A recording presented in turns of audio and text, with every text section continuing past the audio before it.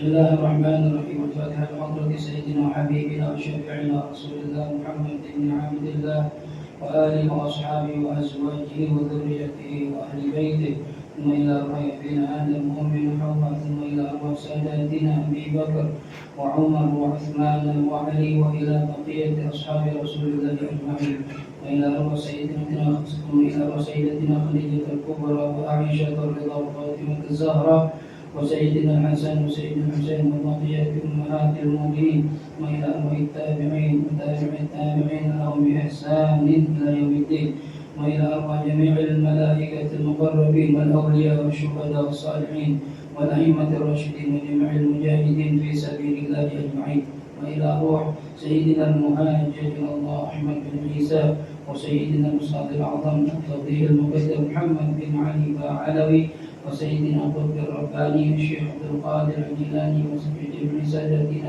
آل أبي علوي وجميع أولئك أخصوا الأرسل من جد شريف هداية الله بن عبد الله بن ذرية سيدنا الحسن وسيدنا الحسين وأصولهم وفروعهم، وإلى أرواح مؤلف هذا الكتاب الإمام يحيى بن شرف النووي والشيخ محمد بن عبد الله الجوداني الدمياطي وأصولهما وفروعهما، وإلى أرواح سيدنا عبد الله بن عمر الشوكري وأولاده الجميع، الحبيب محمد المهدي والحبيب أبي بكر وسيد الوالد الحبيب حسن وسيد الوالد الحبيب سالم، ثم إلى أرواح الوالد أهل الصحيحين بن أبي سليمان والوالد أبي جابر المالك المهدي بن الحلواني وجدك أهل المصنف بن جروح إلياس، جدة أهل الصالحون بن محمد الصالحون وجدة أهل سليمان بن قريش وجدة أهل صفية بن مسلم وأصولهم وفروعهم، ثم إلى أرواح جميع قرابة جماعة مسجد باسم بكري من المسلمين والمسلمات والمؤمنين والمؤمنات أن الله يغفر لهم ويرحمهم ويعليه درجاتهم في الجنة وينفعنا ببركاتهم وأسرارهم وعلومهم ونفحاتهم في الدين والدنيا والآخرة. الفاتحة. أعوذ بالله من الشيطان الرجيم. بسم الله الرحمن الرحيم. الحمد لله رب العالمين الرحمن الرحيم مالك يوم الدين، إياك نعبد وإياك نستعين، اهدنا الصراط المستقيم صراط الذين أنعمت عليهم غير المغضوب عليهم ولا الضالين آمين. بسم الله الرحمن الرحيم. نويت التعلم والتعليم والنفع والانتفاع والإفادة والاستفادة والتذكر والتذكير والحث على التمسك بكتاب الله وسنة رسوله والدعاء إلى الهدى والدلالة إلى الخير ابتغاء وجه الله ورضاه وقربه وثوابه. اللهم يا من مقاليد الأمور كلها بيده وإليه يرجع الأمر كله، يا فتاح يا عليم افتح لنا فتحا قريبا، يا فتاح يا عليم يا فتاح يا عليم يا فتاح يا عليم. اللهم أغننا بالعلم وزينا بالحلم وأكرمنا بالتقوى وجملنا بالعافية. اللهم ارزقنا فهم النبيين وحفظ المرسلين وإلهام الملائكة المقربين برحمتك يا أرحم الراحمين. ربي زدني علما ووسع لي في رزقي وبارك لي فيما رزقتني واجعلني محبوبا في قلوب عبادك وعزيزا في عيونهم، واجعل لي وجيها في الدنيا والآخرة ومن المقربين يا كثير النوال يا حسن الفعال يا دائما بلا زوال يا مبدعا بلا مثال. فلك الحمد ولك المنة ولك الشرف على كل حال يا أول الأولين ويا آخر الآخرين ويا ذا القوة المتين ويا راحم المساكين ويا أرحم الراحمين. صلى الله على سيدنا محمد وعلى آله وصحبه وسلم. الحمد لله رب العالمين. بسم الله الرحمن الرحيم. الحمد لله رب العالمين والصلاة والسلام على أشرف الأنبياء والمرسلين سيدنا ومولانا محمد وعلى آله وصحبه أجمعين. سبحانك لا علم لنا إلا ما علمتنا إنك أنت العليم الحكيم. رب اشرح لي صدري ويسر لي أمري واحلل عقدة من لساني يفقه قولي. أما بعد. Hadirin wal hadirat segenap jamaah Majlis Ilmu Masjid Misal Bakri yang dirahmati Allah Subhanahu wa taala. Alhamdulillah, puji serta syukur kita panjatkan kehadirat Allah, Saya berharap mudah-mudahan dengan rahmat Allah yang diberikan kepada kita siang hari ini, kita masih bisa manfaatkan umur dan waktu kita untuk memperbanyak amal kita sebagai bekal menghadap Allah Subhanahu wa taala. Amin ya rabbal alamin. Hadirin hadirat rahimakumullah, kajian kita pada siang ini adalah kajian akhlak dalam kitab As-Sahihul Ibad. Kita masih membahas tentang satu hadis yang dinukil oleh Imam Ibnu Hajar Al-Asqalani tentang masalah meninggalkan kezaliman. Sudah kita bahas sebagian, yang mana bunyi hadisnya dikatakan di sini qala musannif rahimahullahu taala wa nafa'ana bihi wa bi'ulumihi fid dharain amin radhiyallahu ankum wa qala radhiyallahu anhu an Abi Dzar al-Ghifari radhiyallahu anhu 'an an-nabiy sallallahu alaihi wasallam fima yarwi 'an Allah tabaraka wa ta'ala annahu qala ya 'ibadi inni haramtu adh-dhulma 'ala nafsi wa ja'altuhu bainakum muharraman fala tadhalamu. Ya ibadi kullukum dhallun illa man hadaituhu fastahduni ahdikum. Ya ibadi kullukum ja'i'un illa man at'amtuhu fastad'imuni ut'imkum. Ya ibadi kullukum 'arin illa man kasawtuhu fastaksuni aksukum. Nah, ini baru kita bahas sampai sini kemarin. Allah Subhanahu wa taala ini hadis diriwayatkan oleh sahabat Abi Dzar al-Ghifari radhiyallahu anhu dari Nabi kita Muhammad sallallahu alaihi wasallam meriwayatkan dari firman Allah Subhanahu wa taala dalam hadis qudsi, ya ibadi wahai hambaku, sesungguhnya aku mengharamkan perbuatan diriku sendiri dan aku jadikan perbuatan zalim itu haram di tengah-tengah kalian, maka janganlah kalian berbuat zalim. Hai hambaku, sesungguhnya kalian itu sesat illa man hadaituhu, kecuali orang yang saya kasih hidayah. Fastahduni ahdikum, maka hendaklah kamu minta hidayah kepadaku, aku akan berikan hidayah pada kalian. Ya ibadi, hai hambaku, kullukum ja'i, semua kalian itu adalah kelaparan, illa man at'amtuhu, kecuali orang yang aku beri makan, maka mintalah makan kepadaku, aku akan berikan makanan pada kalian. Yang terakhir kemarin kita bahas, ya ibadi kullukum 'arin, hai hambaku, setiap kalian itu adalah telanjang, illa man kasautuhu, kecuali orang yang aku berikan pakaian, fastaksuni aksukum, maka mintalah pakaian kepadaku, aku akan berikan pakaian kepada kalian. Kemarin sudah kita bahas sebaik-baiknya pakaian adalah walibasut taqwa dzalika khair. Pakaian terbaik itu adalah pakaian takwa kita kepada Allah Subhanahu wa taala. Jadi ada pakaian zahir, ada pakaian batin. Pakaian zahir ya baju kita ini, ya. Siapa yang ngasih baju? Allah Subhanahu wa taala. Kalau kita nggak dikasih baju, kita nggak punya baju, telanjang kita kayak orang zaman dulu, ya. Lihat orang-orang kita, saudara kita yang di Palestina, ya Allah, ya. Kita lihat video-videonya, siang, ya, hancur lebur semuanya, pakaiannya nggak ada, tempat tinggal nggak ada, ya baju cuma yang dipakai doang, ya. Kita alhamdulillah, ya. Tapi jangan lupa doakan, kalau memang nggak bisa bantu, minimal doain saudara kita di sana, ya, biar Allah kasih kemenangan, Allah hancurkan Israel secepat-cepatnya, amin ya rabbal alamin. Hadirin rahimakumullah, lalu firman hadis qudsi berikutnya Allah Subhanahu wa taala mengatakan, ya ibadi, hai hambaku, kullukum ya ibadi innakum tukhti'una bil laili wan nahar wa ana aghfirudz dzunuba jami'a. Hai hambaku, sesungguhnya kalian tukhti'un adalah mengerjakan perbuatan salah atau perbuatan dosa. Nah, jadi dari hadis ini Allah sudah tahu, ya, dan sudah Allah tuliskan bahwa kita semua pasti punya dosa, ya. Orang-orang yang terhindar dari dosa cuma Nabi dan Rasul. Hatta para aulia bikin dosa, ya, cuma dosanya mungkin gak sebanyak kita gitu, ya, kita ini pasti berbuat dosa setiap hari, iya. Di Indonesia apalagi daerah kita, minimal kita tiap hari pasti ini lihat rambut perempuan yang bukan mahram, benar apa enggak? Itu dosa tuh.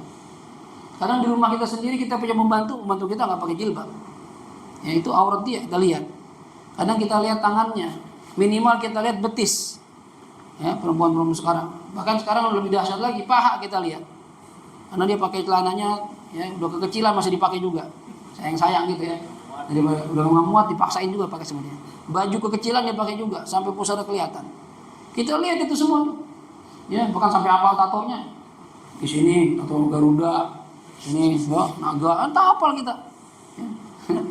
Jadi kadang kita bukanya apal tatonya, yang kemarin nih tatonya sama soalnya, ya, karena dibuka sama dia.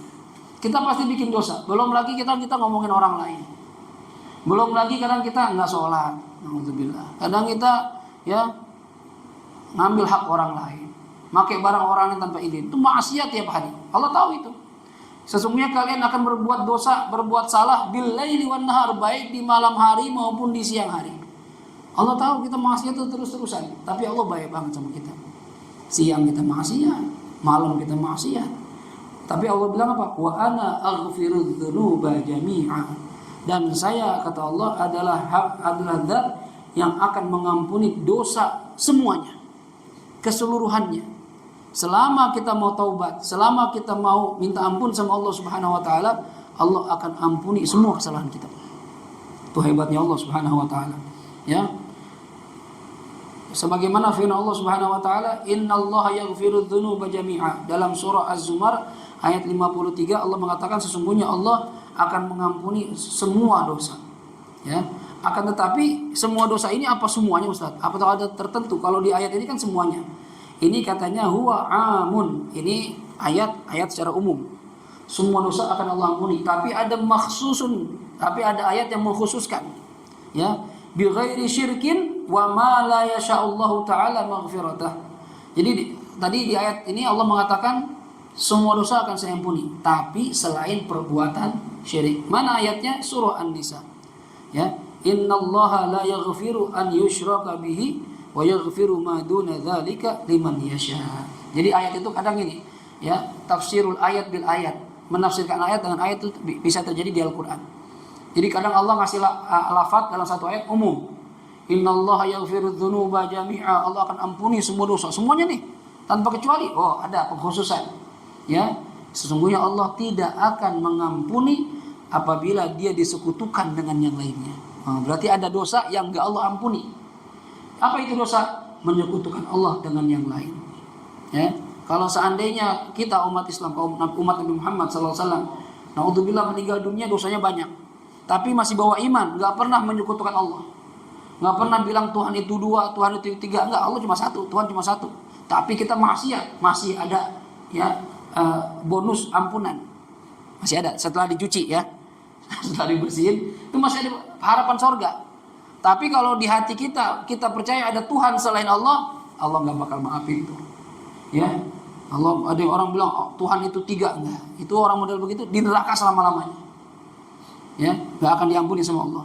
Nah, Ustaz, saya nggak menyekutukan Allah, ya, tapi saya punya dosa, diampunin nggak? Nah, kata Allah, ya, wa yaghfiru ma duna dzalika liman yasha. Dan Allah akan mengampuni dosa selain perbuatan syirik untuk siapa? Untuk orang yang Dia kehendaki. Nah, jadi ada pengkhususan lagi. Kira-kira saya diampuni Ustaz? Saya nggak pernah berbuat syirik. Ya kalau Allah mau, gitu. Ya kalau Allah mau ampuni kita bakal diampuni. Jadi yang namanya maghfirah itu hak Allah, khusus prerogatif Allah. Nggak mungkin, dan Allah nggak terpaksa memaafkan kita. Terserah Dia aja. Ya, jadi kalau kita ngaji tauhid, kalau kita ibadah taat selama di dunia, apakah Allah harus wajib masukin kita ke surga? Enggak, Allah nggak kena hukum wajib. Yang bikin hukum Allah, tapi yang bikin hukum nggak kena hukum. Ya, gitu ya. Orang yang bikin hukum itu nggak kena hukum. Orang buat orang lain, saya mau bikin doang. Gitu. Apalagi ini tuh bukan orang, Tuhan. Allah nggak ada kewajiban masukin kita ke surga kalau kita taat. Apakah orang yang maksiat setiap hari nggak pernah ibadah harus masuk neraka? Enggak. Itu terserah Allah juga. Ya, kalau Allah pengen maafin, dimaafin, terserah Allah. Tapi Allah itu adil dan Allah itu berjanji. Nah, namanya janji kan buat diri sendiri. Ya, dan Allah katanya innallaha la yukhliful mi'ad. Allah nggak bakal ingkar janji. Jadi itu harapan kita. Ya, jadi kita masuk surga itu bukan karena amal kita, bukan. Karena fadlun minallah, anugerah dari Allah Subhanahu wa taala, dari rahmat Allah. Karena kita di dunia nurut, ya Allah kalau ada hambanya nurut, saya senang, dia sayang. Ya kalau orang udah sayang, jangan Allah. Kalau orang udah sayang, bakal Dia kasih kepada orang yang Dia sayang apapun yang dia pengen. Kan gitu. Kayak kita sama anak, kan kita sayang anak. Istri, ya, istri minta AC kita beliin. Padahal kadang gaji kita buat ganti handphone nggak jadi. Anak minta handphone baru, kita mau tukar handphone nih, anak minta duluan, kita kasih. Itu manusia, karena cinta. Bagaimana Allah Subhanahu wa taala. Jadi di dunia ini ibadah cari ridho Allah aja. bikin Allah ridho, bikin Allah senang, bikin Allah sayang. Itu niatnya. Kita nggak usah mikirin surga neraka deh. Kalau kita udah mau naik tingkat tuh, udah pokoknya gimana caranya biar Allah senang sama kita. Nah kalau Allah udah senang, semua bakal dikasih. Dosa bakal dimaafkan. Kayak orang tua, anak bikin salah, ya badel banget, tiap malam ngetrek, tangkap polisi, tebus lagi, tangkap lagi, ya tetap aja orang tua sayang, gitu. Allah tuh begitu, kalau udah sayang udah dikasih apa aja udah. Bikin dosa nggak apa-apa, dah gue maafin dah. Bikin dosa nggak apa-apa, gue maafin. Yang penting mau minta maaf sama Allah Subhanahu Wa Taala. Ya, makanya di lanjutan hadisnya ini, fastaghfiruni, maka hendaklah kamu minta ampun kepadaku. Jadi caranya biar dapat ampunan gimana? Minta ampun. Aghfiru lakum, maka aku akan ampuni kalian. Jangan udah bikin dosa nggak minta ampun, nyantai aja gitu. Udah begini aja, udah mati-mati begini. Jangan, ya. Dan jangan pernah pesimis sama Allah. Kata Allah dalam Al-Quran, Qul ya ibadiyalladzina asrafu ala anfusihim la taqnatu min rahmatillah. Katakan ya Muhammad, hai orang-orang yang menzalimi dirinya sendiri. Siapa orang yang menzalimi diri sendiri? Ya, kata para ulama, termasuk zalim itu pertama meninggalkan kewajiban. Zalim itu disuruh sholat, suruh puasa, suruh tutup aurat nggak mau. Berarti zalim. Kenapa? Ente sengaja melempar diri ente ke neraka. Ente yang mau itu namanya. Kan Allah udah suruh, kerjain aja. Jangan urusan akhirat, urusan dunia aja. Bos nyuruh kita jalan, fit. Sono, nggak rapat hadir sono. Ogah bos. Malas yang lain aja. Ya, bos digituin. Udah besok bikin surat pernyataan mundur ya, pengunduran diri. Dibaca sama bos aja marah, apalagi Allah. Ya, yang pertama. Yang kedua, orang yang melanggar perintah Allah itu zalim juga. Jangan mabuk ya, dia mabuk. Nggak boleh zina, dia zina. Jangan nyuri. Ya, ya. Di dunia aja ditangkap polisi. Ya, jangan merugikan orang lain. Melanggar aturan tanpa merugikan aja, kita ada lampu merah. Ya, sepi di jalanan. Ya, sekarang ada kamera pengawas tuh. Kita bablas aja, kan nggak ngerugiin orang juga. Orang sepi Ustaz. Jam 2 malam masa saya nungguin gini aja, ya nggak ada orang. Ketangkap sama kamera CCTV, kamera pantau, ditilang juga itu, ya. Padahal nggak ngerugiin orang, apalagi sampai ngerugiin orang. Itu di dunia, apalagi di akhirat. Allah kasih aturan ikutin, Allah kasih larangan hindari. Dan juga termasuk zalim adalah apa? Meninggalkan sunnah Nabi kita Muhammad Sallallahu Alaihi Wasallam. Itu zalim. Kenapa zalim? Harusnya tadi ente masuk surga yang tinggi. Ya, kelasnya kan kalau surga itu berkelas. Ya kayak kita hotel berbintang, ada bintang 3, bintang 4, bintang 5. Kita kan pengen nginep di bintang 5 gitu kan. Ya, ada lagi yang paling tinggi. Bintang 7 enggak ada ya. Obat itu obat sakit kepala ya. Puyer, bintang 7. Ya, katanya tuh Burjul Khalifah itu bintang 7 tuh enggak ada yang segitu sekelasnya. Orang pegangan tangganya lapisan emas, keran lapisan emas katanya. Ya saya juga belum pernah masuk di Dubai itu. Kamarnya mahal. Sekali nginep bisa beli mobil semalam. Ya, ngapain nginep di situ? Ya, kalau curi dapat hadiah. Nah kita pengen surga yang kelasnya tinggi. Ini bagaimana bisa dapat yang begitu? Kalau kita menghidupkan sunnah Nabi Muhammad Sallallahu Alaihi Wasallam. Cuma di dunia malas. Yang penting Ustaz saya nggak kerjain kewajiban. Saya mah yang dilarang saya tinggalin. Saya nggak maksiat. Udah selesai Ustaz. Duha witir sunat dong Ustaz, nggak wajib ya. Sedekah nggak wajib Ustaz, baca Quran nggak usah. Yang penting wajib-wajib aja. Surga nggak? Ya insya Allah surga. Kalau amal ente diterima, dosa ente nggak ada atau dikit, ya. Tapi ente mau naik kelas surga yang tinggi nggak bisa. Ya. Nanti jangan salahkan siapa-siapa kecuali diri sendiri. Kalau ngeliat temennya yang di dunia dulu ngidupin sunnah, derajatnya lebih tinggi. Nanti cuma bisa gerutu doang. Ya, di situ saya di sini. Ya fasilitasnya beda. Kayak kita dapat hotel closement ya, hotel Melati. Sama teman kita bintang 5 kan kita ngeliatnya bete banget di video call. Nih lihat fit nih, ada bathtubnya tuh, ada jacuzzinya. Lu di mana lu? Bintang 5. Lu? Ya Allah gue pancuran doang. Kayak gitu-gitu kan kita ngiri tuh. Pengen kayak gitu cuma nggak bisa. Kenapa? Dulu di dunia males, nggak mau mengerjakan sunnah Nabi Muhammad SAW. Akhirnya nyesal. Itu zalim sama diri sendiri. Ya, jangan zalim. Kata Allah, katakan kepada umatmu ya Muhammad, hai orang-orang yang berbuat zalim kepada dirinya sendiri, la taqnatu min rahmatillah. Jangan kalian pernah putus asa dari kasih sayang Allah. Jangan pernah bilang udah terlanjur dah Ustaz, saya udah begini aja dah, nggak bener dah, jangan. Orang-orang udah berzina, jadi pelacur bertahun-tahun, jangan pernah putus asa. Pintu taubat itu terbuka. Ya, innallaha yaqbalu taubat abdin ma lam yugharghir, kata Rasulullah. Allah akan menerima taubat seorang hambanya sebelum nyawanya nyampe kerongkongan. Diterima taubatnya. Ya, jadi jangan sampai kita ini udah Ustaz, saya udah kebangetan banyak dosa, sekalian aja saya mati begini, jangan. Ya, bisa jadi dosa kita yang banyak itu kalau kita taubatan nasuha dihapus semua sama Allah SWT. Dan itu mudah bagi Allah. Nanti di hadis yang lain Allah bilang begitu, hai anak Adam, walaupun dosa kamu nyampe sampai langit, mentok sampai langit, ya, lalu kalian datang sama saya minta ampun, saya maafin itu semua.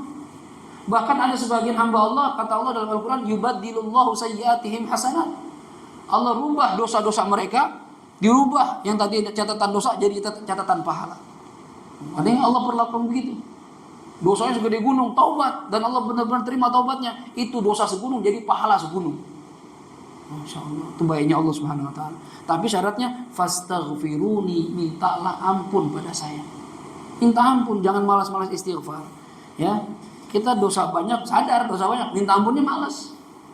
Coba diri sendiri masing-masing tanya, sehari kita berapa kali istighfar sama Allah Subhanahu Wa Taala? Ya, paling habis sholat. Ya, Assalamualaikum warahmatullahi wabarakatuh. Assalamualaikum warahmatullahi wabarakatuh. Astagfirullahaladzim. Astagfirullah. Udah, berapa kali tuh? 3. Sholatnya sehari berapa kali? 5 kali 3 15. Dosanya 100 sehari. Istighfar 15. Gimana bisa matching? Gak imbang ini ya. Kita banyakin istighfar. Ya, tuba liman wajada fi sahaifihi istighfaran katsiran, kata Rasulullah. Beruntung orang yang nanti ketika menerima buku catatan amalnya, catatan amal terbanyak adalah istighfar. Dan istighfar gampang, astagfirullah, kan ringan banget. Astagfirullah. Ini bisa kita baca dari mulai berangkat dari rumah mau ke kantor nih, sampai kantor, nanti pulang baca lagi. Itu Bapak tanpa Bapak hitung mungkin bisa 2.000, 3.000, 4.000 sehari. Makanya gak heran para ulama itu, Al-Habib Abdullah bin Husain bin Tahir, istighfarnya sehari itu 25.000 kali. Itu orang yang ilmunya banyak, amalnya banyak, maksiatnya jarang, ya, dekat sama Allah, wali min auliyaillah. Istighfarnya begitu. Lah kita ya wali bukan, dosa banyak, ya, mau istighfar, minta ampun sama Allah. Ya, Allah bakal ampunin, tapi syaratnya fastaghfiruni, mintalah maghfirah sama saya. Ya. Bahkan Nabi kita Muhammad SAW mengatakan dalam sabdanya, man aktsara minal istighfar ja'alallahu azza wa jalla lahu min kulli hammin faraja wa min kulli dhiqin makhraja wa razaqahu min haitsu la yahtasib. Masyaallah. Ini hadis riwayat Imam Nasa'i, Abu Dawud, Imam Ibnu Majah, Imam Hakim, Imam Ibnu Sunni, banyak nih. Imam Baihaqi, hadisnya bagus. Ya, kuat. Kata Nabi, barang siapa yang memperbanyak istighfar, Allah akan jadikan bagi dia di setiap masalah dia faraja, jalan keluar. Ya, dari sumpuknya dia jadi kebahagiaan. Yang tadinya sumpah banyak masalah, banyak urusan, Allah ganti itu kesumpukan dia dengan kebahagiaan. Wa min kulli dhiqin makhraja, dan dari segala kesempitan Allah kasih jalan luas, jalan keluar. Allah kasih solusi punya masalah. Wa razaqahu min haitsu la yahtasib, dan Allah akan berikan kepada dia rizki dari jalan yang dia enggak sangka-sangka. Ini keutamaan, di antara keutamaan istighfar 3. Yang lagi sumpah, gundah gulana, masalah apa aja, masalah anak, masalah istri, masalah kantor, baca istighfar. Ya, yang lagi punya masalah, enggak tahu solusinya bagaimana, baca istighfar. Yang rezekinya seret, baca istighfar. Dulu ada seorang jamaah pergi ke seorang gurunya, seorang habaib, dia datang, "Beb, banyak utang, Beb. Apa ya amalan yang bisa gampang, Allah kasih gampang rezeki anu?" Katanya, dawamkan istighfar. Minimal sehari 1.000. Kalau bisa 2.000 alhamdulillah, minimal 1.000. Ya, itu aja dah. Ya. Akhirnya dawamin itu tiap hari, bahkan lebih dari 1.000. Istighfar banyak. Ya, dia punya utang. Tiba-tiba satu ketika karena dia punya kebun, lagi bercocok tanam, dia tanpa sengaja nemu peti. Begitu dibongkar, dibuka, isinya uang dinar, emas. Ya, dan dengan penemuan itu dia bisa bayar utang, bahkan hidupnya jadi nyaman, jadi orang kaya. Dengan berkahnya apa? Istighfar. Jadi kita istighfar aja udah. Ada masalah istighfar aja. Ntar Allah kasih jalan keluar tuh. Tanpa kita sadari jalan bagaimana. Ya. Cicilan belum bayar, ya Allah tinggal 2 hari lagi, istighfar aja, istighfar. Ya. Sambil usaha maksudnya. Jangan istighfar doang, sambil usaha. Ntar Allah kasih jalan tuh. Ada aja orang ngasih. Ada yang transfer, ada yang macam-macam. Ada yang kadang udah Ustaz, enggak usah dibayar dah. Ya. Bener nih, iya udah, enggak usah. Ya. Kadang kita gitu. Aduh, istri minta makan mie ayam. Tapi kita belinya 5, duit kagak ada. Udah beli seadanya aja dah. Ya. Pas sampai di tukang mie ayam, ada kenalan. Ustaz, bayar. Beli juga, iya. Dia pergi, udah mau bayar. Udah Ustaz, udah dibayar yang tadi. Ya Allah, tahu gitu beli lagi kan. Tambah lagi yang bisa 3 doang. Ya kan? Banyak kan dikit, tahu dibayarin. Terus yang kita nggak sangka begitu tuh. Tahu dibayarin, tahu dilunasin. Ada aja caranya. Dan Allah gampang membuat orang seperti itu gampang. Siapa resepnya? Istighfar. Ya. Jadi orang yang susah punya anak, banyakin istighfar. Ya. Terlilit hutang, rezekinya seret, banyakin istighfar. Sambil memperbaiki diri dengan takwa pada Allah Subhanahu wa taala. Karena syaratnya itu takwa dulu. Begitu kita takwa, masih punya dosa, istighfar, entah Allah hapusin, Allah kasih jalan. Ya. Bahkan ya dikatakan di sini, man istaghfara lil mu'minin wal mu'minat kulla yawmin 27 marratan kana minal ladzina yustajabu lahum wa yurzaqu bihim ahlul ardh. Barang siapa yang beristighfar, bukan buat dirinya, buat orang-orang beriman laki dan perempuan, setiap hari sebanyak 27 kali. Maka orang ini termasuk orang yang kalau doa diijabah doanya oleh Allah Subhanahu wa taala, dan Allah akan memberikan rizki kepada ahli bumi ini gara-gara dia. Makanya kita di pondok dulu atau di Yaman itu, di antara wiridan kita itu yang karena hadis ini, sebelum sholat subuh, antara subuh sama qobliyah, ya, qobliyah subuh sama subuh, itu di antara wiridnya tasbihnya para malaikat yang Nabi ajarkan. Subhanallah bihamdi, subhanallahil astaghfirullah 100 kali itu. Itu kata Rasulullah ngebuka pintu rezeki. Yang kedua ini, astaghfirullah lil mu'minina wal mu'minat, astaghfirullah lil mu'minina wal mu'minat. Ya Allah, saya minta ampun bukan buat saya doang, buat orang-orang beriman semuanya. Kenal maupun enggak kenal, di mana seluruh dunia, dari mulai zaman Nabi Adam yang beriman sampai akhir hari kiamat, kita istighfar buat mereka. Berapa banyak? Enggak usah banyak, 27 kali. Kalau kita dawamin, ini kata Rasulullah, yang orang baca model begini nih, kalau doa termasuk doanya diijabah oleh Allah Subhanahu wa taala. Jadi enggak egois. Kita kalau minta apa-apa jangan buat kita doang. Bahkan guru saya ngajarin itu, kita habis doa panjang misalnya, doa macam-macam buat kita, buat jamaah. Maka di akhir doanya guru saya bilang gini, tambahin fit. Waf'al kadzalika biwalidina wa auladina wa ahbabina wa masyayikhina wa aqribaina wa jami'il muslimin wal muslimat wal mu'minin wal mu'minat. Jadi kalau kita doa itu yang kita minta tadi sekian banyaknya, listnya itu banyak banget. Lalu di akhirnya bilang, ya Allah, berikan yang saya minta itu tadi buat bapak saya, ibu saya, istri saya, anak saya, kerabat saya, guru-guru saya, teman-teman saya, dan seluruh kaum muslimin dan muslimat. Nah, itu jadi doanya jadi pahalanya gede. Karena doanya nggak cuma buat kita doang. Biasain begitu tuh. Ya, jadi kita nggak egois. Kita kan doa mikir diri sendiri biasa kita, ya. Nggak pernah mikir doa orang lain. Doain, apalagi kaum muslimin yang ada di Palestina tuh. Kasihan kita. Ya, tiap hari kita lihat videonya, nangis kita sedih. Oh, saudara kita di sana, ya, disiksa, dibantai, dibom. Kita di sini enak. Siap, ya. Kita doain biar Allah kasih kemenangan, ya, kekuatan. Ya. Itu kalau lihat Yahudi itu kadang kita bencinya luar biasa, ya. Nah, hadirin rahimakumullah.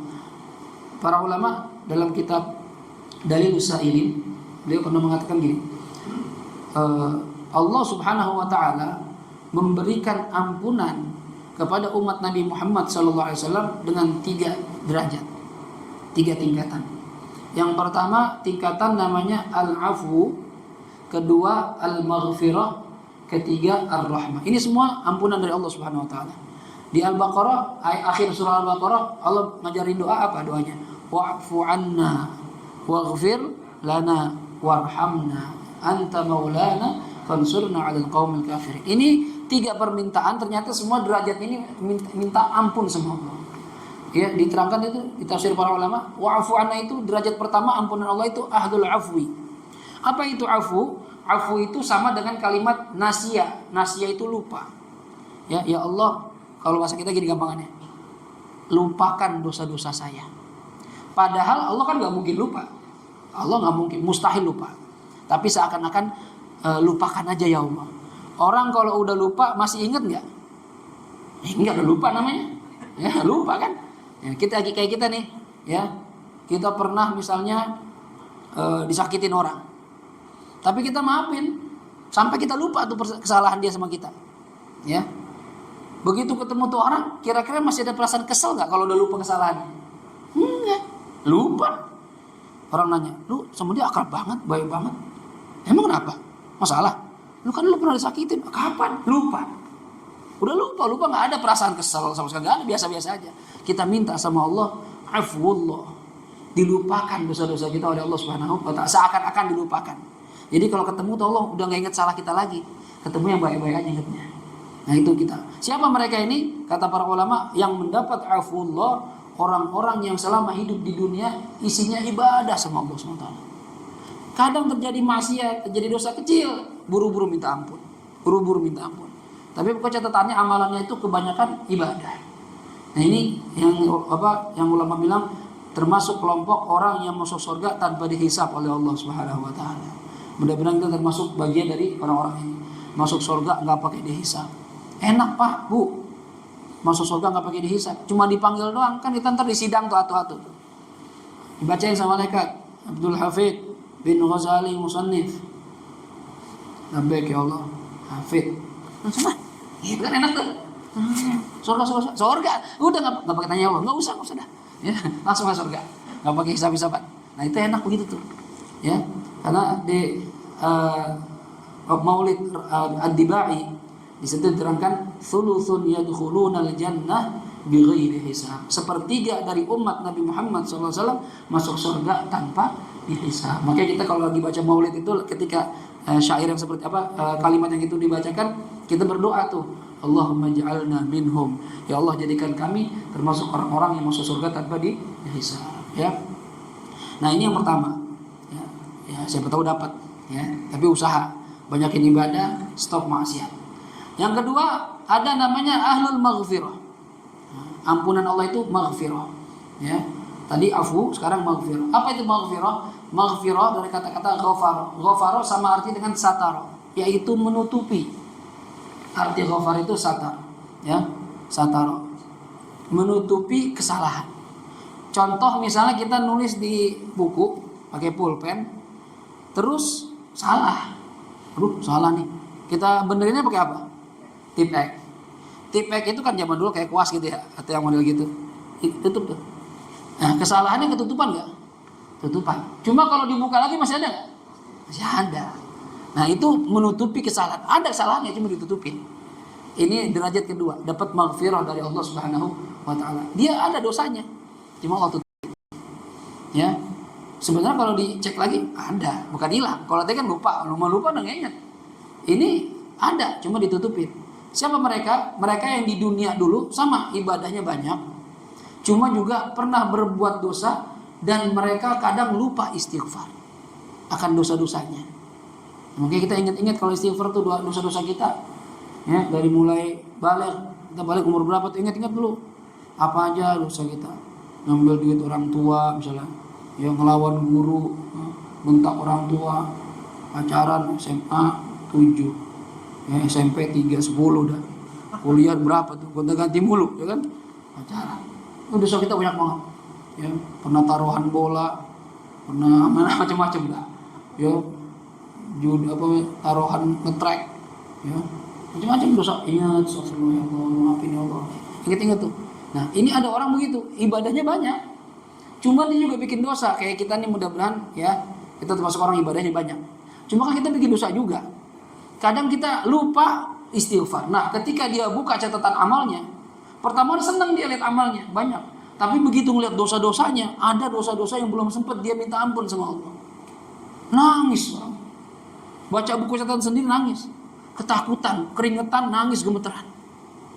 Takut. Ya. Kenapa takut? Diazab sama Allah gara-gara dosa itu.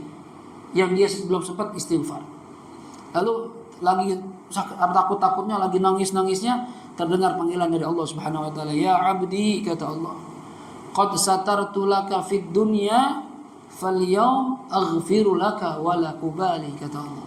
Nah ini dipanggil sama Allah. Hai hambaku, itu dulu dosa-dosa kamu di dunia saya tutupin. Nggak ada orang yang tahu. Kita punya dosa, sebagian nih, ya, umumnya semua yang dari kita, ada nggak orang lain tahu dosa kita? Ya. Orang-orang ngantor nih, bagi Ustaz Gino tahu nggak dosa saya? Phil tahu nggak dosa saya? Nggak tahu. Tahunya mah kita ketemu di masjid, ya pengajian. Oh, orang-orang baik semua. Ya, padahal kadang pulang dugem juga, nyawer juga, kan kita tahu. Ya, lagi ada kondangan mesti nyawer juga. Kita nggak tahu. Mampir ke diskotik, ya, karaokean. Kita nggak ada yang tahu. Ini secara zahir kita orang baik. Aib kita nggak dibuka sama Allah. Bisa aja kalau Allah buka. Gampang. Ya, kita pulang dari kerjaan mampir ke diskotik atau ke karaoke, ya, demen cewek-cewek, kan nggak ada yang lihat. Tiba-tiba ada razia, pakai kameramen lagi, masuk TV lagi, kesebar TV One lagi tempat kita kerja. Ya, ini yang DKI masjid ini ya. Ternyata karaokean juga nih plus-plus lagi. Aduh, itu kesebar seluruh Indonesia, bahkan seluruh dunia. Gampang kalau Allah membuka aib kita mah gampang. Cuma Allah nggak ngasih begitu, Allah tutupin aib kita. Kenapa? Karena Allah punya sifat as-sattar. Allah yang maha menutup aib hambanya. Jadi kita ini bisa saling menghormati, saling salaman, saling sayang. Kenapa? Karena kita masing-masing nggak tahu aib teman kita, nggak tahu. Kita pikir orang baik aja udah. Kata Allah dulu di dunia, dosa-dosa kamu, aib-aib kamu saya tutupin. Sekarang kata Allah hari ini saya ampuni dosa kamu dan saya nggak peduli lagi sama dosa kamu. Masya Allah, dapat maghfirah Allah. Ya, kenapa bisa begitu? Karena dia semasa hidupnya walaupun punya maksiat tapi masih berusaha beribadat yang banyak pada Allah Subhanahu wa taala. Kita minimal kalau nggak bisa yang pertama, level di nomor 2 dah. Ya kita tahu kita punya dosa. Nah, banyak dosa kita, cuma ya kalau bisa ibadahnya juga banyak gitu. Ya. Salatnya yang rajin, hadir majlis yang rajin gitu, istighfar yang rajin, berusaha aja. Karena kita nggak mungkin ngindarin dosa apalagi di negara model kita ini yang susah. Ya, cewek-cewek semua udah pada nggak ada malunya sekarang. Kita mau nggak mau maksiat, benar nggak? Iya, ya nggak bisa menghindari. Kalau di Yaman, tempat saya belajar dulu aman. Keluar pondok, cewek semua cadaran semua, bahkan pakai burqa. Udah cadaran, pakai sarung tangan, pakai kaos kaki, nggak ada kita lihat bentuk badannya nggak ada. Setiap hari keluar begitu, nggak bisa kelihatan perempuan. Ya, nah begitu pulang baru nyampe bandara, ketemu pramugari, udah mulai kita. Cakep-cakep Arab ya kan, pirang-pirang gimana mancung, ya, wah ini cakep-cakep nih, udah maksiat lagi di pesawat, ya sepanjang pesawat tuh, turun di Indonesia bandara Cengkareng, mulai tambah maksiat lagi, banyak banget udah beda, ya, jauh banget perbandingannya. Kita pasti maksiat, tapi Allah nggak lihat itu. Yang penting ente ibadah yang banyak, istighfar, minta ampun sama saya, dapat maghfirahnya Allah. Nah mudah-mudahan kita kalau nggak pertama ya level 2 indah, ya nomor 2. Yang ketiga ini orang yang beruntung sebenarnya, ya, ahlur rahmah, orang yang masih dapat kasih sayang Allah. Siapa mereka? Mereka itu yang di dunia ibadahnya jarang, dosanya banyak, bahkan tiap hari dosa mulu. Ya. Tapi ada satu amalan yang bikin Allah sayang sama dia. Ya, contohnya yang Nabi ceritakan dalam hadis, ada pelacur. Pelacur ini kan tiap hari melacur. Dosa paling besar setelah syirik, kata Rasulullah, nggak ada yang lain kecuali dosa seorang laki-laki meletakkan spermanya ke rahim perempuan yang tidak halal baginya. Berzina. Dosa berzina itu terbesar setelah syirik. Ini perempuan bukan sekali, tiap malam jualan daging setengah on. Ya. Tiap malam itu gak cuma satu orang, bisa jadi ngelayanin 3, 5. Ya, kalau lagi rame musimnya 10. Ya, tergantung musim. Ya, kayak Ustadz kan lagi musim Maulid, rame tuh. Undangan sore bisa 5, 7 ya kan. Ya, kalau lagi sepi ya nggak udah 1, 2. Ada musim-musimnya. Tukang jagal, Idul Adha laku dia, tukang jagal. Dan kalau harian ya paling berapa? Gitu ya. Masing-masing punya musimnya. Ya, ini pelacur tiap hari melacur. Dosanya berapa banyak itu. Tapi apa yang terjadi kata Rasulullah? Ketika dia lagi jalan, dia melihat anjing hampir mati kehausan. Anjing, binatang najis. Ya, nggak terhormat juga ya, dalam Islam, anjing najis, ya, karena nggak tega melihat anjing yang kehausan hampir mati, ya, dia cari air. Ada sumur, tapi sumur nggak ada tali, nggak ada timbanya. Dia sobek roknya, dibikin tali sama dia. Bagaimana jadi ngambil timbanya? Sepatu dia ikat, dia ngambil pakai sepatu. tarik pelan-pelan, kasih minum anjing, ambil lagi, sampai tuh anjing seger, bisa bangun lagi. Bayangin hadirin, cuma gitu doang, ngasih minum anjing, binatang najis, ya. Tapi gara-gara ini Allah kasih rahmat buat dia. Ada hambanya yang tukang maksiat, punya kasih sayang sama makhluk Allah yang hina, yang najis, Allah kasih sayang juga sama dia. Diampuni dosa-dosanya kata Rasulullah, dan dirubah hidupnya sama Allah Subhanahu wa taala. Tuh, kadang amalan kecil yang kita anggap sepele bisa jadi di situ letak rahmatnya Allah Subhanahu wa taala. Jangan pernah meremehkan satu amal pun. Walaupun kelihatan kecil, bisa jadi besar di mata Allah Subhanahu wa taala. Antum lagi jalan ngelihat ya paku payung gede jalanan, wah ini kalau saya biarin mau kena ban mobil, kena orang segala macam, antum berhenti pindahin. Nah, itu bisa jadi yang kecil itu dapat rahmat Allah, kita nggak tahu. Ya, ada nenek-nenek menyeberang atau kakek-kakek menyeberang, nggak ada yang bantuin, antum nggak tega, antum pegangin, antum seberangin. Ini siapa tahu perbuatan ini membuat Allah sayang sama kita. Cuma kalau berbuat seperti ini tanya dulu, ya, jangan main tarik-tarik aja. Nanti yang ada kayak orang waktu itu nyeberangin kakek-kakek malah dimarahin, kurang ajar kamu. Nyebrangin saya, loh kek saya bantuin kek, saya baru nyebrang katanya, baru nyebrang seberangin lagi, baru capek-capek nyebrang, balikin lagi, tanya dulu kek mau nyebrang gitu, tolongin baru, ya nggak sembarangan aja, ya ada ilmunya juga. Ini orang ya rahmatnya Allah kita nggak tahu di mana, ya nyingkirin pisang di jalanan, kulit pisang takut orang kepleset, bisa jadi itu, ya bahkan diceritakan oleh Rasulullah SAW di mahsyar tuh, ya ini bentuk rahmatnya Allah, rahmat itu luas banget. Ya, maka dikatakan wa rahmati wasi'at kulla syai. Rahmatku itu kata Allah, kasih sayangku itu meliputi semuanya. Hatta orang tukang maksiat bisa jadi dapat rahmat Allah. Ya, ini di mahsyar ada orang ditimbang. Begitu ditimbang, yang terjadi ternyata amal sama dosa sama sejajar 50-50. Nah, sedangkan orang yang ingin masuk surga, catatan amal ibadahnya harus lebih banyak dibandingkan dengan dosanya, walaupun cuma beda satu doang, beda 0,001%, walaupun bedanya bisa masuk surga. Ini nggak ada, sama sejajar. Kata Allah, orangnya gimana ya Allah, saya surga apa neraka? Kata Allah, belum bisa surga, belum bisa neraka. Ya, ini sama nih. Ya, terus gimana supaya saya masuk surga ya Allah? Kamu keliling di mahsyar, kata Allah, cari orang-orang di mahsyar itu yang mau ngasih pahalanya satu, nggak usah banyak, satu doang buat kamu. Orang ini dengan semangat nyari. Satu itu nggak banyak hadirin. Kita baca alif lam mim itu ada berapa huruf? 3 huruf. Berapa pahalanya? Kalau nggak punya wudu di luar sholat 30. Cuma timbang alif lam mim doang. Yasin 20. Kalau nggak punya wudu di luar sholat. Ya kalau dalam sholat dalam punya wudu dan dalam sholat 200. Alif lam mim 300. Ini diminta bukan 10, 1 doang. Dia keliling di mahsyar, tanya orang yang kenal, yang nggak kenal, dimintain, Pak tolong Pak, Nanang, ingat ya dulu ini. Oh iya bisa ngajari, kurang 1 Bang Nanang, minta 1. Ini Nanang yang dulu bayar sama kita nih, ntar di sono, nggak mau. Saya bertimbang juga sama Allah, ntar kurang bagaimana? Nggak mau ngasih, Pavil, Pak Yono semua dahlan, nggak ada yang mau ngasih. Tak apalagi orang yang nggak kenal, siapa lu? Gitu kan ya. Aku juga mau ditimbang sama Allah, ketakutan semuanya. Keliling-keliling, udah capek, putus asa. Siapa yang mau ngasih ini? Ya, mau balik lagi sama Allah bingung, belum bawa 1 pahala. Ya, tiba-tiba ngelihat 1 orang lagi nangis, belum sempat ditanya sama dia. Ya, deketin. Ya, orang lagi nangis deketin. Ini juga ketakutan lihat buku catatan amal. Pak, ya, apa kata dia? Bisa meminta tolong. Tolong apa, saya juga lagi puyeng begini, tolong dia. Yang enggak aja. Ya, saya minta 1 pahala doang Pak. Ya, saya cuma butuh 1, nggak usah banyak-banyak. Tolong nggak Pak, sudah keliling-keliling gak ada yang ngasih.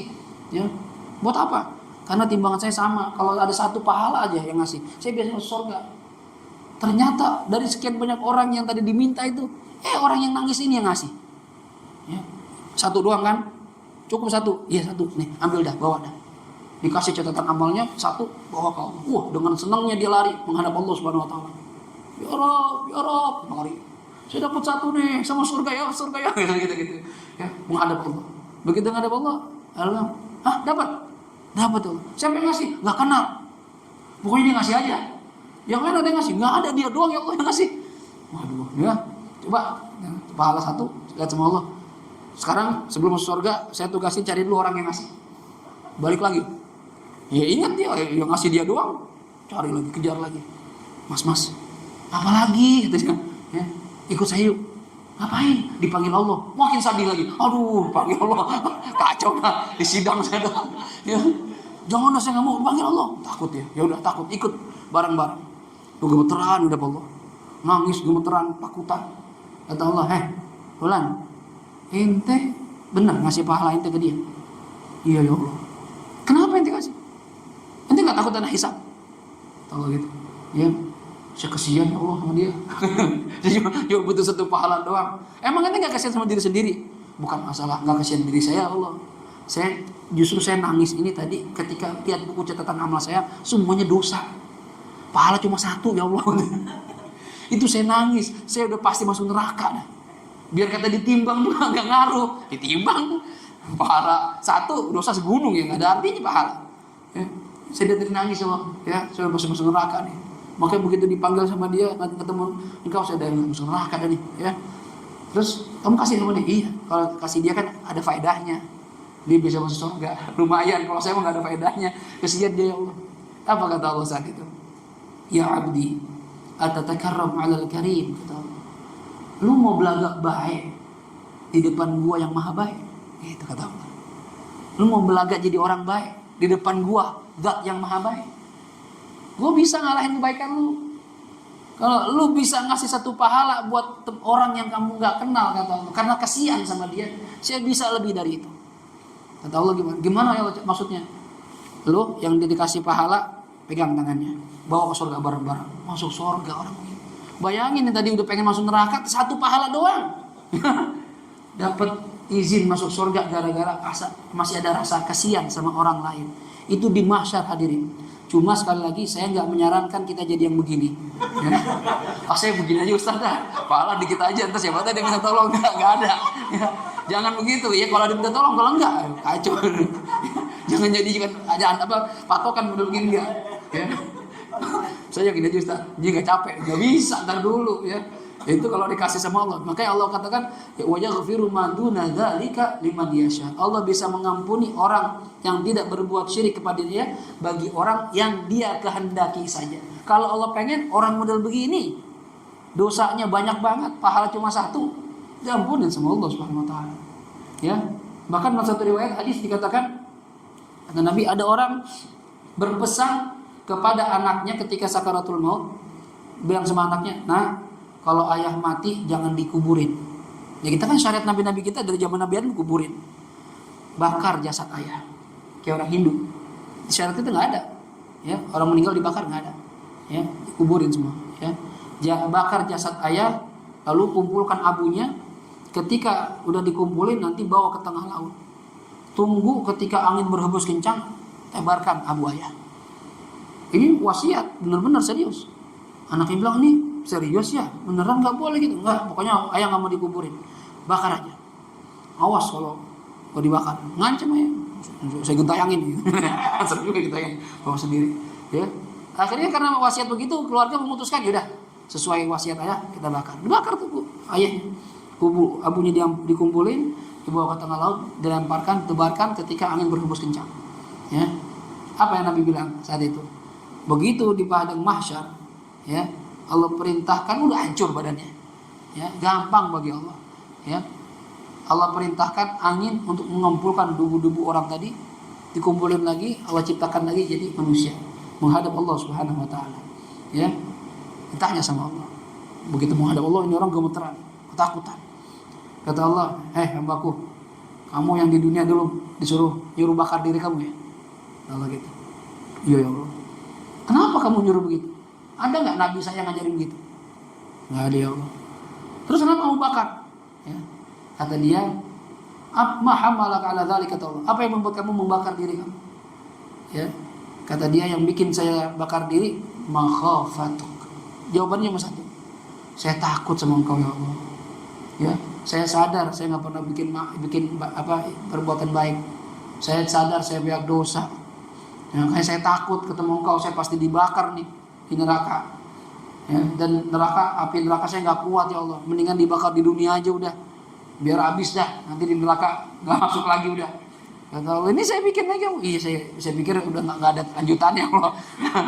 Udah habis, ya. Saya bakar diri cuma karena takut doang ya Allah. Saya takut banget, saya bakal diadab. Engkau bakal marah sama saya. Apa yang Allah katakan?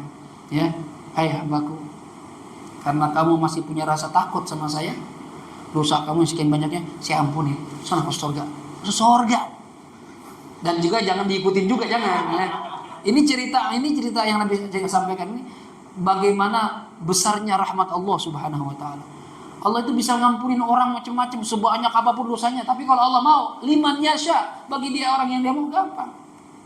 Ada 2 orang udah masuk neraka ratusan tahun. Dikeluarin sama Allah. Menghadap, tanya sama Allah.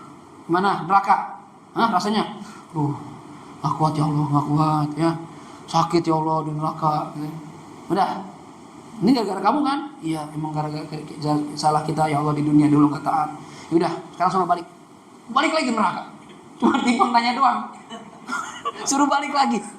Ini 2 orang balik ke neraka. Mau gak mau disuruh Allah.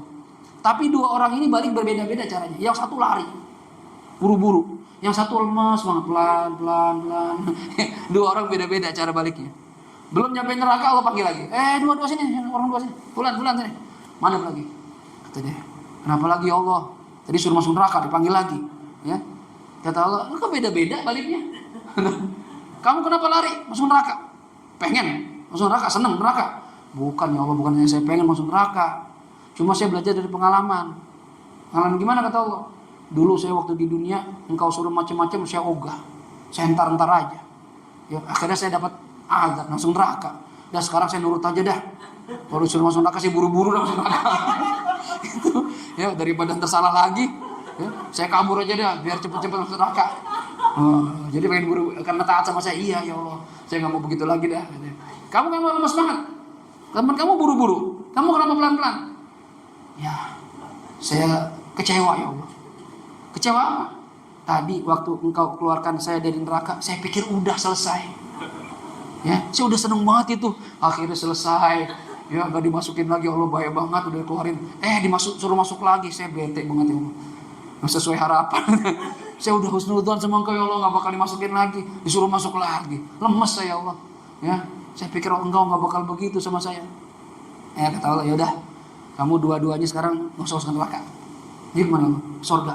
Kok bisa? Kamu karena taat sama saya, ya, takut saya marah lagi. Dah, saya terima ya ketaatan kamu, masuk surga. Kamu karena husnudzon sama saya, saya tergantung bagaimana hamba saya nyangka sama saya. Kamu kan nyangkanya udah selesai kan? Ya, udah selesai dah. Soalnya masuk surga. Masuk surga. Segitu gampangnya Allah masukin hambanya ke surga. Ya. Tapi kita jangan jadi yang ini juga. Gak enak. Ini pasti udah neraka duluan ini. Ya. Nah, kita minta ampun sama Allah. Mumpung masih ada kesempatan. Ya. Kan kita tiap hari pasti dosa. Iya, tapi istighfar juga tiap hari. Terus istighfar. Ya, kalau bisa jadikan wiridan lah. Bahkan di sini dikatakan, barang siapa yang melazimkan 7 kalimat, maka akan hidup bahagia dan mati syahid. Ya, kata para ulama.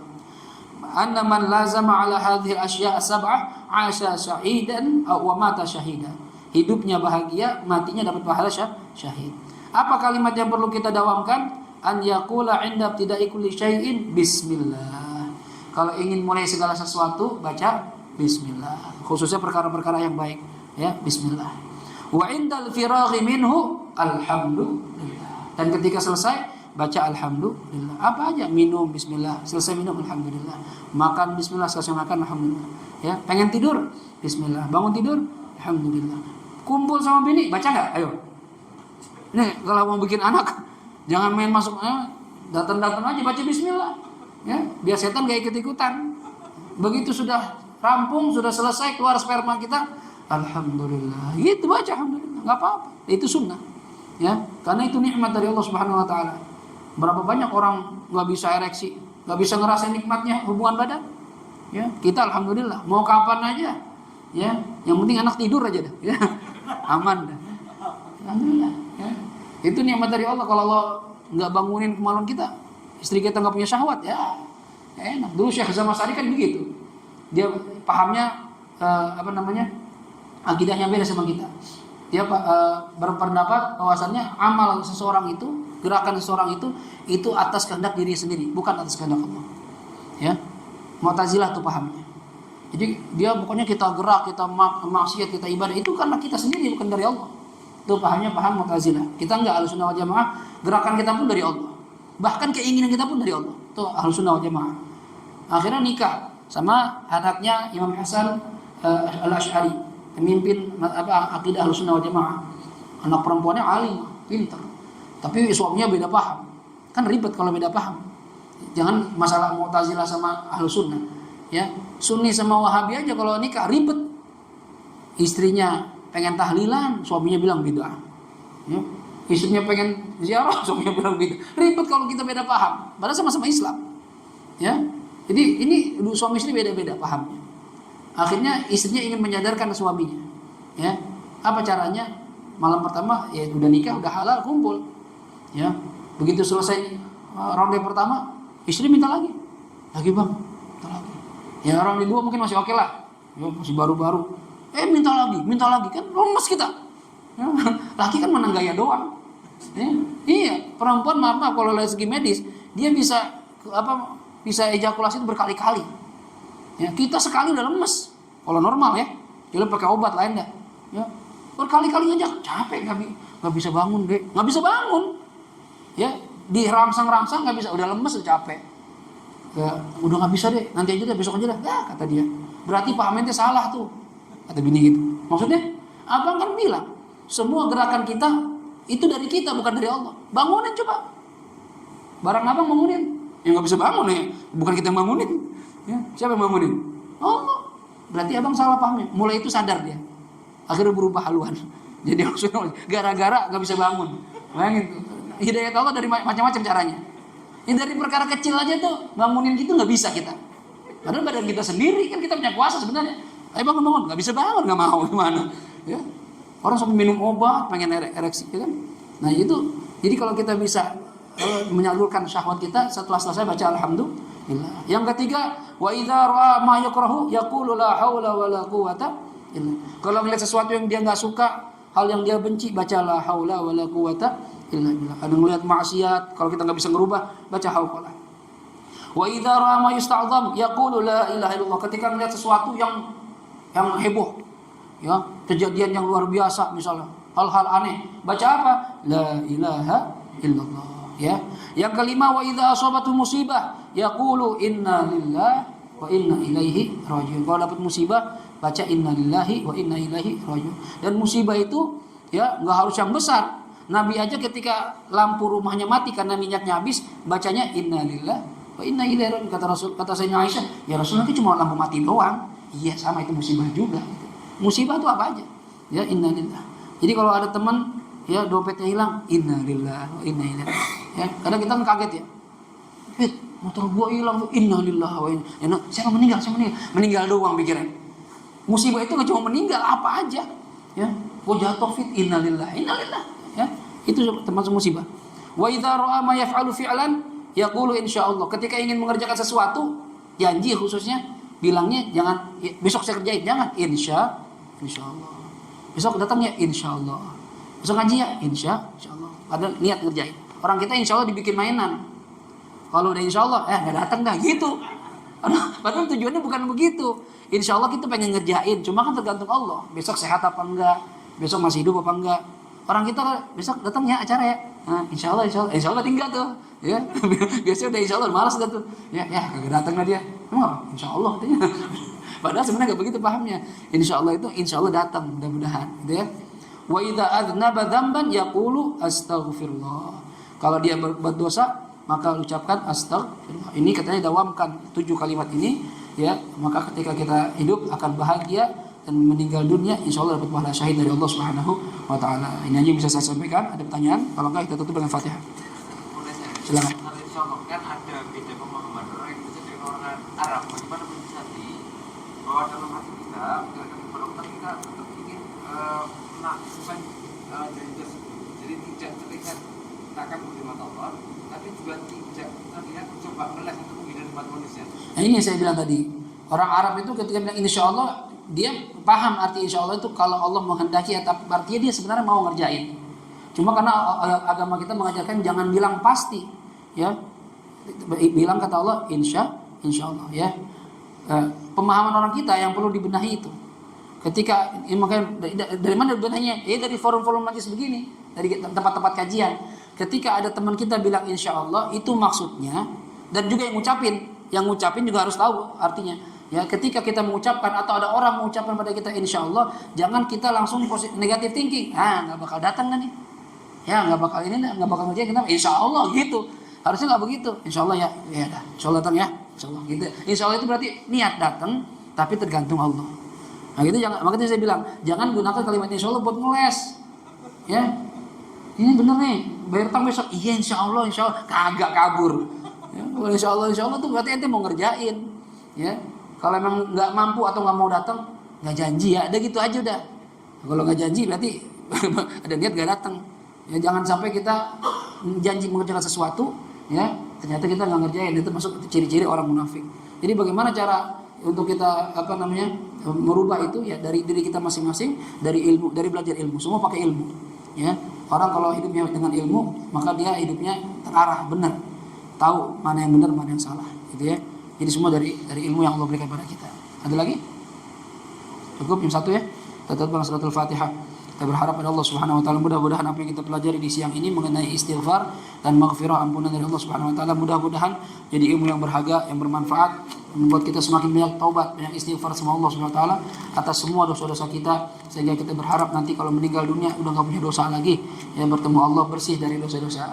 Amin ya rabbal alamin. Dan juga kita Fatihah buat saudara-saudara kita di Palestina khususnya dan seluruh muslimin yang di dunia yang sedang teraniaya, ya khususnya Palestina yang sedang dibombardir, diperangi, disiksa, ya dihujani bom. Kita berharap mudah-mudahan saudara-saudara kita diberikan kekuatan, kesabaran, kemenangan melawan orang-orang kafir Zionis, Israel, Yahudi, dan mudah-mudahan Allah memberikan kehancuran sehancur-hancurnya, secepat-cepatnya, sedahsyat-dahsyatnya kepada orang-orang yang dilaknat oleh Allah, yaitu orang-orang Bani Israel yang sedang menyakiti saudara-saudara kita. Dan mudah-mudahan Allah buka hati kaum muslimin untuk membantu, ya khususnya negara-negara dekat sama. Saya kadang gedek banget sama negara-negara Arab itu. Nggak bisa gitu. Tiap negara ngirim 10.000 ke 5.000 ke Amerika dari jauh tuh bisa ngirim buat Israel. Masa yang dekat-dekat ya kalau tiap negara 2.000 aja. Irak, Iran, Saudi, Emirat, semua ngirim gitu. Saya yakin saudara kita nggak berani apa-apain. Saya yakin Israel takut. Ini kan cuma ngomong doang pemimpinnya, mengecam. Ini tindakannya nggak ada. Ya, kita mudah-mudahan dibukakan hatinya oleh Allah Subhanahu wa taala biar umat Islam bersatu. Ya, kalau ada saudara kita disakitin, kita semua sakit dan semua bergerak untuk membantu kaum muslimin khususnya yang dekat dengan daerah Palestina. Ala hadhihi niyyah wa likulli niyatin salihah. Wa ila hadratil habibil Mustafa Muhammad sallallahu alaihi wa alihi wasallam. Al-Fatihah.